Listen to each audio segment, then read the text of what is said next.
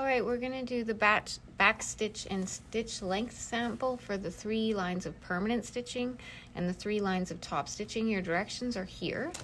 Basically what you need is 2 pieces of fabric where you have traced 3 lines on one side and 3 lines on another side. So these 3 will be my permanent stitches, these 3 will be my top stitching. Permanent stitching is what holds together basically any garment. So when we line this up, we want to put this dial to 2.5. So you have to push this down sometimes to turn it, but we want it to be 2.5 lined up right here. Okay, so you're going to stitch this by going forward 5.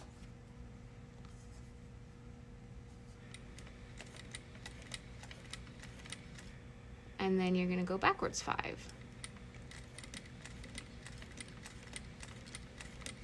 Then we're going to go forward to the end.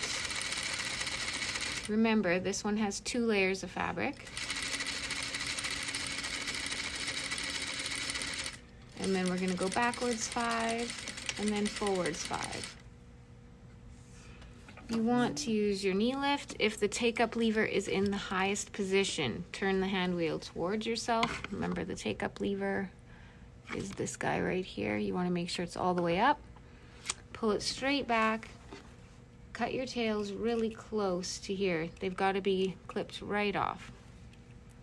Nice and close. So you'll do 3 lines like that. When you start, do the check. Make sure you have 2 threads coming out. Clear your threads so there's none down inside the machine. And we can do our 2nd and 3rd line. You're going to want to label this line top stitching. So these 3 lines we did right here, just call them, or sorry, this wasn't top stitching, this was permanent. So we're just going to label this. Okay, so I did that one's permanent, and I also labeled my top stitching one, which we're going to do right now, right here. Top stitching is generally a little longer, so we're going to put this to 3 stitch length. If you look at your jeans, you'll notice it's a little bit of a longer stitch.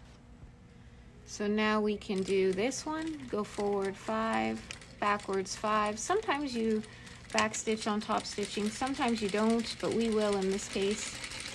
Go to the end. And sometimes you use thicker thread for top stitching. Do the back stitch at the end. Like you see on your jeans, it's a little thicker. Also cut these ones nice and short. Do all 3 lines. This one is also available for you to look at if you need to see.